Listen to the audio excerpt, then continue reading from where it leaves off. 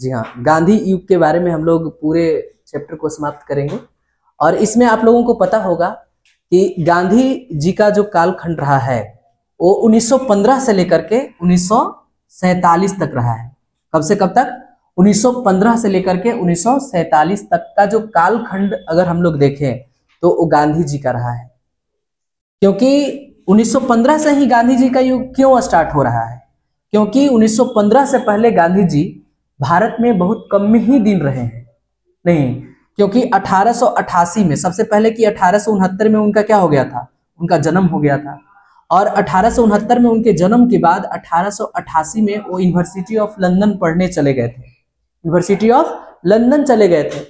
उसके बाद 1891 ईस्वी में आपको बताया गया था कि 1891 ईस्वी में वो यूनिवर्सिटी ऑफ लंदन से पढ़ाई करके कहाँ आते हैं? भारत आते हैं। लेकिन पढ़ाई करने के बाद आपको प्रैक्टिस भी करना होता है। तो प्रैक्टिस के लिए गांधी जी कहाँ चले गए? तो महाराष्ट्र चले गए। कहाँ चले गए? महाराष्ट्र। उसके बाद 1893 ईस्वी में कहाँ चले जाते हैं? साउथ अफ्रीका में दादा अब्दुल्ला का केस लड़ने चले जाते हैं। ठीक है, तो सारे के सारे फेज को हम लोग पढ़ने वाले हैं। उसके बाद कहा, आपको क्या याद रखना है कि गांधी जी 1893 ईस्वी में जब साउथ अफ्रीका जाते हैं तो समझिए कि साउथ अफ्रीका से परमानेंट हमेशा के लिए भारत कब आते हैं? भारत जाते हैं 1915 में। कब आते हैं? 1915 में। और 1915 से लेकर के 1947 तक यानी गांधी जी के मृत्यु तक जो कालखंड बना वही गांधी युग कहलाता है। क्या कहलाता है? गांधी युग कहलाता है। तो इसीलिए गांधी युग के बारे में अगर आपसे कोई क्वेश्चन पूछेगा तो 1915 से लेकर के 1947 तक का जो कालखंड रहेगा वो गांधी जी का कालखंड रहेगा। तो सबसे पहले हम लोग इनके पूरे जीवनी के बारे में पढ़ लेते हैं। तो जीवनी में क्या आप लोगों को बताया गया था? प्रीवियस क्लास में भी आप लोगों को बताया गया था कि इनका जन्म कब हुआ था। जी हाँ, जन्म के बारे में अगर हम लोग बात करें तो सभी लोग जानते हैं इनके जन्म के बारे में। कब हुआ था? 2 अक्टूबर 1869। कब हुआ था? 2 अक्टूबर 1869 को इनका जन्म हुआ था। किस राज्य में हुआ था? तो गुजरात में हुआ था। कहाँ हुआ था? गुजरात में हुआ था। और गुजरात का एक जगह है जिसका नाम क्या है? पोरबंदर। क्या नाम है? पोरबंदर। तो गुजरात के पोरबंदर में महात्मा गांधी जी का जन्म हुआ था। इस चीज को हमेशा याद रखिएगा। उसके बाद आप लोगों को एक बात और पता होना चाहिए कि 2 अक्टूबर को और किनका जयंती मनाया जाता है? तो 2 अक्टूबर को एक और शख्सियत है भारत के दूसरे प्राइम मिनिस्टर जिनका नाम था लाल बहादुर शास्त्री। क्या नाम था? लाल बहादुर शास्त्री। लाल बहादुर शास्त्री का भी जन्म कब होता है? तो लाल बहादुर शास्त्री का भी जन्म आपको 2 अक्टूबर को ही हुआ था। 2 अक्टूबर 1904। इसीलिए अगर क्वेश्चन आपसे पूछे कि गांधी जी के जयंती के साथ साथ और किनका जयंती मनाया जाता है तो भारत के दूसरे प्राइम मिनिस्टर जिनका नाम था लाल बहादुर शास्त्री, उनका भी जयंती आपको 2 अक्टूबर को ही मनाया जाता है। अब हम बात करें गांधी जी के पिताजी के बारे में। तो देखिए, गांधी जी के पिताजी का नाम आपको पता होगा, करमचंद गांधी था। क्या नाम था? करमचंद गांधी। जी हाँ, क्या नाम था? करमचंद गांधी नाम था उनके पिताजी का। जो आपको पता है कि गुजरात में एक राजकोट है, तो राजकोट के राजा के दीवान थे। क्या थे?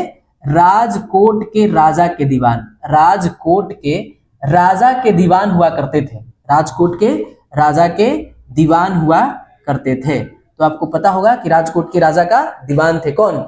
करमचंद गांधी। एक चीज की जानकारी आपको और होना चाहिए कि गांधी जी का जन्म हुआ उसके बाद में आपको पता होना चाहिए गांधी जी के पिताजी कितनी शादियां की थी। तो गांधी जी के पिताजी 4 शादियां किए थे। कितने शादी किए थे? 4 शादी किए थे। और चौथी पत्नी का नाम क्या था? चौथी पत्नी का नाम था, 4th नंबर की पत्नी का नाम था आपको पुतली बाई। क्या नाम था? पुतली बाई नाम था उनकी पत्नी का। क्या नाम था? पुतली बाई नाम था उनकी पत्नी का। और गांधी जी की माता जी का यही पुतली बाई ही था। ठीक है, क्योंकि गांधी जी पुतली बाई के ही संतान थे और चौथे संतान थे। गांधी जी चौथे संतान थे। तो गांधी जी की माता के बारे में अगर आपसे कोई पूछेगा तो आपका आंसर हो जाएगा पुतली बाई। गांधी जी की माँ। गांधी जी की माँ कौन हो जाएंगी? पुतली बाई। तो यहां तक क्लियर है। गांधी जी के पिताजी का नाम करमचंद गांधी, जो कि राजकोट के राजा के दीवान थे। और करमचंद गांधी 4 शादी किए थे, यानी गांधी जी के पिताजी 4 विवाह किए थे।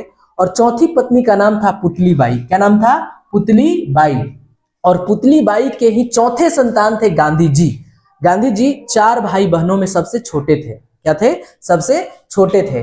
उसके बारे में अगर हम आगे की नेक्स्ट की जानकारी ले तो देखिए हम लोगों को ये भी पता होता है कि गांधी जी को बचपन में क्या कहा जाता था।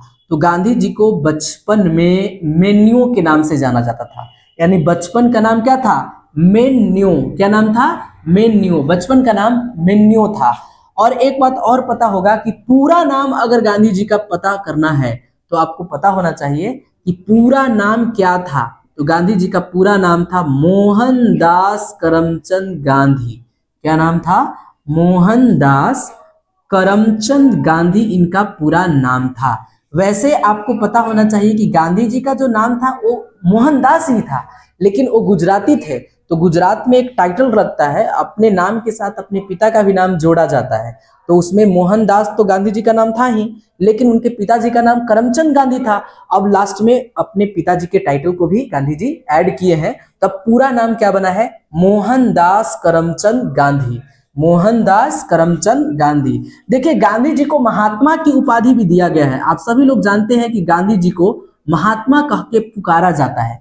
तो रविंद्रनाथ टैगोर, किसने कहा था, रविंद्रनाथ टैगोर। जब आपको पता होगा कि जब आपका चंपारण सत्याग्रह हो रहा था बिहार में 1917, कब, 1917 में जब चंपारण सत्याग्रह हो रहा था तो गांधी जी को रविंद्रनाथ टैगोर ने महात्मा की उपाधि दी थी। किस चीज की, महात्मा की उपाधि। तो क्वेश्चन पूछेगा कि महात्मा गांधी को महात्मा की उपाधि किसने दिया, तो रविंद्रनाथ टैगोर हो जाएगा। क्या हो जाएगा, रविंद्रनाथ टैगोर। रविंद्रनाथ टैगोर इसका राइट आंसर हो जाएगा। देखिए रविंद्रनाथ टैगोर का जन्म जो हुआ था वो वेस्ट बंगाल में हुआ था। कहाँ हुआ था, वेस्ट बंगाल में। वो भी वकालत करने यूनिवर्सिटी ऑफ लंदन गए थे। लेकिन रविंद्रनाथ टैगोर एक ऐसे शख्सियत है जो कि वहां जाने के बाद वो वकालत की पढ़ाई कम और शेक्सपियर का साहित्य वाला नोवेल वाला जो होता है वो बुक ज्यादा पढ़ते थे। यानी उनको वकालत की पढ़ाई पढ़ने में कोई दिलचस्पी नहीं था, उनका ज्यादा साहित्य में मन लगता था। और साहित्य में शेक्सपियर के बुक के हर एक पन्ना को याद, जिस तरह से हम लोग गीता और कुरान पढ़ते हैं, रविंद्रनाथ टैगोर आपको पता होगा कि जब वहां यूनिवर्सिटी ऑफ लंदन वो भी गए तो वहां वो केवल शेक्सपियर का याद कर लिए थे, सब चीज एकदम, जो भी पेज पन्ना पूछिए एकदम आए थे। तो यहाँ फेल होके आए थे यूनिवर्सिटी ऑफ लंदन में, वो वकालत करने गए तो वहां कोई पास होकर नहीं आए हैं भारत, वो फेल होकर आए हैं। तो आपको पता होना चाहिए। लेकिन आपको पता है कि उनको नोबेल का साहित्य मतलब साहित्य का नोबेल पुरस्कार दिया गया था। तो इस चीज को भी जानकारी होना चाहिए। देखिए महात्मा गांधी को तो महात्मा कहा ही जाता है, साथ में महात्मा गांधी को एक चीज और, कई नाम है इनको और कई लोगों के द्वारा दिया गया है। जैसे कैसर हिंद, क्या कहा गया है, कैसर ए हिंद कहा गया है। कैसर ए हिंद की उपाधि दिया गया है। तो ये आपको अंग्रेजों के द्वारा दिया गया है। किसके द्वारा दिया गया है, अंग्रेजों के द्वारा दिया गया है। कब, जब फर्स्ट वर्ल्ड वार हो रहा था तब। जब फर्स्ट वर्ल्ड वार के समय, चूंकि 1914 से 18, आपको पता है कि 1914 से लेकर 1918 तक का जो फेज रहा है उसमें फर्स्ट वर्ल्ड वार शुरू हो गया था। और पता होगा कि जब महात्मा गांधी साउथ अफ्रीका में गए थे तो साउथ अफ्रीका में भी ब्रिटेन का ही शासन हुआ करता था। तो फर्स्ट वर्ल्ड वार में महात्मा गांधी चूंकि साउथ अफ्रीका में कई वर्ष हो चुके थे, तो वहां पे उनका बहुत जान पहचान, बहुत तरह के आश्रम खोले थे, ठीक है। तो उनकी आश्रम से एम्बुलेंस सहायता कर रही थी अंग्रेजों की तरफ से फर्स्ट वर्ल्ड वार में। इसीलिए अंग्रेज लोग महात्मा गांधी को कैसर हिंद की उपाधि दिए थे। बाद में आपको जालियांवाला बाग हत्याकांड होता है तो महात्मा गांधी कैसर हिंद की उपाधि को क्या करते हैं, त्याग कर देते हैं। तो इस चीज की भी जानकारी आपको होना चाहिए। उसके बाद आपको पता होगा कि इनको वन मैन बाउंड्री फोर्स भी कहा जाता है। क्या कहा जाता है, one man boundary force. One man boundary force के नाम से भी जाना जाता है। और वन मैन बाउंड्री फोर्स किसने कहा था महात्मा गांधी को, लॉर्ड माउंटबेटन। किसने कहा था, लॉर्ड माउंटबेटन। माउंटबेटन याद रखिएगा तो आपको पता चलेगा, माउंटबेटन। माउंटबेटन इसका राइट आंसर हो जाएगा, माउंटबेटन। अगर आपसे कोई पूछेगा कि महात्मा गांधी को वन मैन बाउंड्री फोर्स किसने कहा था, तो माउंटबेटन ने कहा था, माउंटबेटन। ऐसा इसलिए कहा जाता था कि जिस समय हिंदू और मुस्लिम के दंगे हो रहे थे, महात्मा गांधी क्या थे, हिंदू और मुस्लिम सबके चहेते हो गए थे। सबके चहेते का मतलब कि महात्मा गांधी मुस्लिम के मोहल्ले में भी जाते थे तो उनको कोई कुछ नहीं कहता था। इसीलिए माउंटबेटन को ऐसा लगा कि एक ऐसा इंसान है भाई महात्मा गांधी, जो सिपाही की तरह बॉर्डर पे खड़ा है। बाकी को तो दंगा में देख ही रहे हाल क्या था, लेकिन एक ऐसा महात्मा गांधी शख्सियत है जो हिंदू और मुस्लिम सभी के बॉर्डर पे खड़े हैं एकदम पूरा, उनको कुछ नहीं हो रहा है, तो वन मैन बाउंड्री फोर्स की संज्ञा किसने दिया था? तो माउंटबेटन ने कहा था। देखिए महात्मा गांधी को मलंग बाबा भी कहा जाता है। क्या कहा जाता है? मलंग बाबा। क्या कहा जाता है? मलंग बाबा। मलंग बाबा का मतलब होता है धून के पक्के। क्या होता है? धून के पक्के। तो धून के पक्के, आपको पता है कि धून के पक्के क्या होते हैं? महात्मा गांधी जो काम को ठान लेते थे उस काम को करके ही छोड़ते थे। वो एकदम बिल्कुल वो करके ही काम को छोड़ते थे। इसीलिए खान अब्दुल गफ्फार खां, किसने बोला? खान अब्दुल गफ्फार खां। जी हाँ, खान अब्दुल गफ्फार खां। खान अब्दुल गफ्फार खां ने महात्मा गांधी को मलंग बाबा की उपाधि दी है। उसके बाद आपको पता होगा कि इनको और भी नाम से जाना जाता है, जैसे अर्धनग्न फकीर कहा जाता है। क्या कहा जाता है? अर्धनग्न फकीर। अर्धनग्न फकीर। अर्धनग्न फकीर की संज्ञा किसने दिया है? तो दो व्यक्तियों के द्वारा दिया गया है। हालांकि एक व्यक्ति का नाम उसमें बहुत ज्यादा फेमस है, विंस्टन चर्चिल का, लेकिन फ्रैंक मोरिस एक बहुत वो अंग्रेज का अधिकारी था, फ्रैंक मोरिस, उसने भी महात्मा गांधी को क्या बोला है? अर्धनग्न फकीर कहा है। अर्धनग्न फकीर ऐसा इसलिए कहा कि महात्मा गांधी जब यूनिवर्सिटी ऑफ लंदन में पढ़ने गए थे, तो यूनिवर्सिटी ऑफ लंदन में, तो भाई यूनिवर्सिटी ऑफ लंदन में वकालत की पढ़ाई करने गए हैं तो आपको टाई कोट वेल टूल्ड अच्छा से जूता मोजा अच्छा से फॉर्मल ड्रेस में जाना है। लेकिन जैसे ही महात्मा गांधी जब आते थे, कहाँ? भारत आते थे, तो भारत आने के बाद वो अपने कल्चर के हिसाब से अपने जो पोशाक होते वो पहनते थे, धोती कुर्ता वगैरह, और यही पहन के चल गए कहाँ? लंदन। अब वहां उनको मजाक उड़ाने लगा कौन? विंस्टन चर्चिल और फ्रैंक मोरिस। फ्रैंक मोरिस ने भी कहा कि देखिए आ गए हैं अर्धनग्न फकीर, आधा फकीर लग रहे हैं, आधा बदन पे कपड़ा है, आधा बदन पे कपड़ा नहीं है। तो इसलिए आपको नाम याद रखना है कि महात्मा गांधी को अर्धनग्न फकीर की किसने कहा या संज्ञा किसने दिया? तो दो व्यक्ति का नाम आता है, एक आपका नाम आता है फ्रैंक मोरिस। क्या नाम आता है? Frank Morris. और एक फेमस नाम आता है विंस्टन चर्चिल। क्या नाम आता है? Winston Churchill. विंस्टन चर्चिल एक नाम आता है जो महात्मा गांधी को अर्धनग्न फकीर की संज्ञा दिया है। देखिए एक नाम और आता है महात्मा गांधी का, वो नाम है राष्ट्रपिता, और ये सभी के जुबानों पे होगा। महात्मा गांधी को राष्ट्रपिता कहा जाता है। तो आखिर राष्ट्रपिता किसने कहा? तो राष्ट्रपिता सुभाष चंद्र बोस ने कहा। किसने कहा? सुभाष चंद्र बोस ने महात्मा गांधी को राष्ट्रपिता कहा। सुभाष चंद्र बोस। जी हाँ, सुभाष चंद्र बोस इसका राइट आंसर हो जाएगा अगर आपसे क्वेश्चन पूछेगा, सुभाष चंद्र बोस। उसके बाद आपको पता है कि गांधी जी के जीवनी के बारे में अगर हम लोग बात करें तो गांधी जी के व्यक्तिगत जीवन, गांधी जी के व्यक्तिगत जीवन के बारे में बात करें तो गांधी जी का विवाह मात्र 13 वर्ष की अवस्था में कस्तूरबा गांधी से हो गया था। ठीक है, और कस्तूरबा गांधी 6 वर्ष बड़ी थी गांधी जी से। ठीक है, 6 महीने बड़ी थी महात्मा गांधी से। और एक बात हमेशा याद रखना है, महात्मा गांधी का बाल विवाह हुआ था उस समय। ठीक है, और महात्मा गांधी जब यूनिवर्सिटी ऑफ लंदन गए थे उस समय उनका उम्र 19 वर्ष है, इसका मतलब, और 13 वर्ष की अवस्था में ही उनका विवाह हुआ है। और जब यूनिवर्सिटी ऑफ लंदन 1888 में जाते हैं उस समय उनका उम्र 19 वर्ष होता है। और आपको पता होगा कि उस समय उनका 2 बेटा भी हो चुका था। ठीक है, हरिलाल और मनीलाल। हरिलाल और मनीलाल। वैसे तो महात्मा गांधी के व्यक्तिगत जीवन में अगर हम लोग प्रवेश करेंगे तो उनके 4 बेटे थे, है वो हम लोग पढ़ने वाले हैं। तो सबसे पहले आप लोगों को अब नेक्स्ट जो टॉपिक पढ़ना है वो क्या?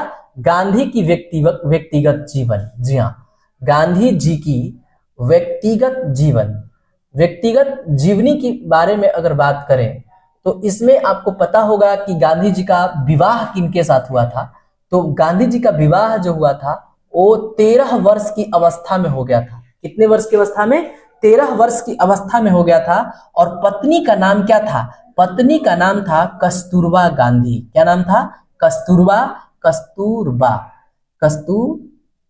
कस्तूरबा गांधी। जी हाँ, गांधी जी की पत्नी का नाम क्या था? कस्तूरबा गांधी। मात्र गांधी जी का विवाह 13 वर्ष की अवस्था में हुआ था। कस्तूरबा गांधी, इनसे इनके 4 बेटे हुए हैं। 4 बेटे, और 4 बेटे का नाम आपको याद रखना है। हालांकि 5वां बेटा का भी नाम पूछा जाता है एग्जाम में, तो उसको भी हम लोग जमनालाल बजाज को देखेंगे। लेकिन 4 बेटे में सबसे बड़ा बेटा का नाम है हरिलाल। क्या नाम है? हरिलाल। हरिलाल आपका सबसे बड़ा बेटा है। उसके बाद सेकेंड नंबर पे आपका मनीलाल आ जाते हैं। कौन आते हैं? मनीलाल, हरिलाल, मनीलाल, और तीसरा नंबर पे रामदास। क्या आते हैं? रामदास आते हैं तीसरा नंबर पे। और चौथा नंबर पे आते हैं देवदास। क्या आते हैं? देवदास। तो गांधी जी के 4 बेटा का नाम आपको याद रखना है, सीक्वेंस में याद रखना है, क्योंकि मनीलाल जो होते हैं ना, जब वो पत्रिका निकालते हैं ना, तो वहां सबसे ज्यादा दिन तक संपादक यही रहते हैं, मनीलाल ही रहते हैं। ठीक है, ऐसे मनसुख होते हैं, लेकिन सबसे ज्यादा दिन तक मनीलाल और फिर इनकी पत्नी। ठीक है, तो गांधी जी के कितने बेटे थे? 4 बेटे थे, हरिलाल, मनीलाल, रामदास और देवदास। लेकिन गांधी जी के 5वें पुत्र के रूप में जमनालाल बजाज को भी जाना जाता है। ठीक है, जमनालाल बजाज। तो कोई जमनालाल बजाज जो थे अपना बेटा नहीं थे, जमनालाल बजाज।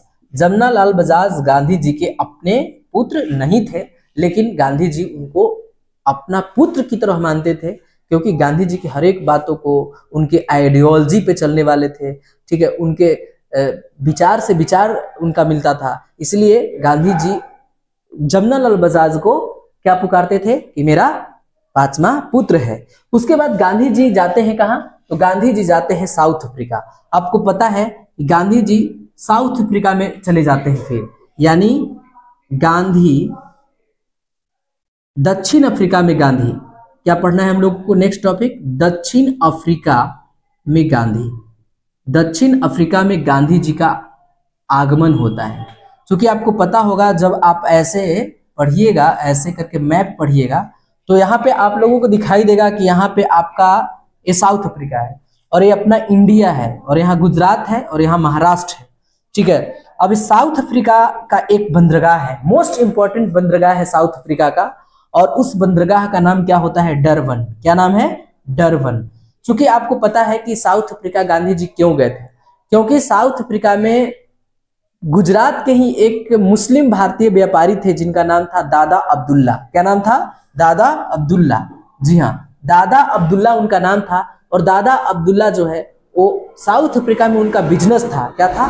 साउथ अफ्रीका में उनका बिजनेस था। तो साउथ अफ्रीका में बिजनेस था, तो किसी केस को लेकर के उनको कोर्ट में जाना था, हार रहे थे, लेकिन उनको पता चला कि अब यहाँ के वकील हमको रखने से कोई फायदा नहीं है। तो सोचते हैं कि क्यों ना हम अपने देश से ही वकील लाएं, उस पर ट्रस्ट हमको ज्यादा है। तो पता चलता है, क्योंकि गांधी जी भी गुजरात के रहने वाले थे, और 1800, पता है 1800, देखिए इससे पहले गांधी जी के शिक्षा के बारे में बात करना है हम लोगों को। दक्षिण अफ्रीका में गांधी जाने से पहले शिक्षा ग्रहण किए हैं, तब ना गांधी जी को कहाँ पहुंचा दीजिएगा? आपको पहुंचा दीजिएगा दक्षिण अफ्रीका में। तो गांधी की शिक्षा के बारे में थोड़ा सा हम लोग ब्रीफ इंट्रोडक्शन देख लेते हैं। गांधी की शिक्षा, देखिए गांधी की शिक्षा के बारे में अगर बात करें, तो गांधी जी का जो प्रारंभिक शिक्षा हुआ है, क्या प्रारंभिक जो शिक्षा हुआ है, वो प्रारंभिक शिक्षा आपको अल्फ्रेड हाई स्कूल से हुआ है। क्या हुआ? Alfred high school. जी हाँ, Alfred high school, Alfred high school. और अल्फ्रेड हाई स्कूल आपको पता है कहाँ था? राजकोट में था। कहाँ था?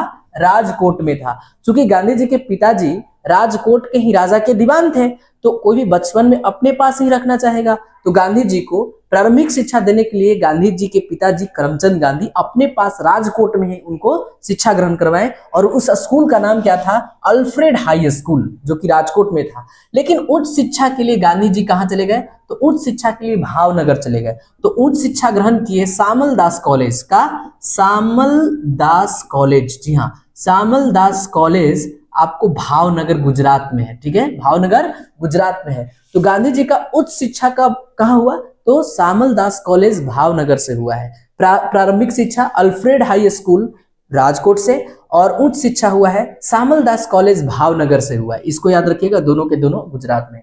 उसके बाद गांधी जी लंदन जाते हैं। कब? गांधी जी 1888 ईस्वी में लंदन जाते हैं। और लंदन में कौन सा यूनिवर्सिटी में एडमिशन उनको मिलता है? तो यूनिवर्सिटी ऑफ लंदन। क्या? यूनिवर्सिटी ऑफ लंदन में उनको क्या मिलता है? यूनिवर्सिटी ऑफ लंदन में उनको एडमिशन मिलता है, वकालत की पढ़ाई पढ़ने वो यूनिवर्सिटी ऑफ लंदन जाते हैं। ठीक है, अब यूनिवर्सिटी ऑफ लंदन कब जाते हैं? यहीं से फेज आपको एकदम बिल्कुल आपको सीक्वेंस वाइज याद रखना है। 1888 में जाते हैं यूनिवर्सिटी ऑफ लंदन वकालत की पढ़ाई पढ़ने, और उसके बाद 3 साल का कोर्स है उनका, और 1891 ईस्वी में भारत आ जाते हैं।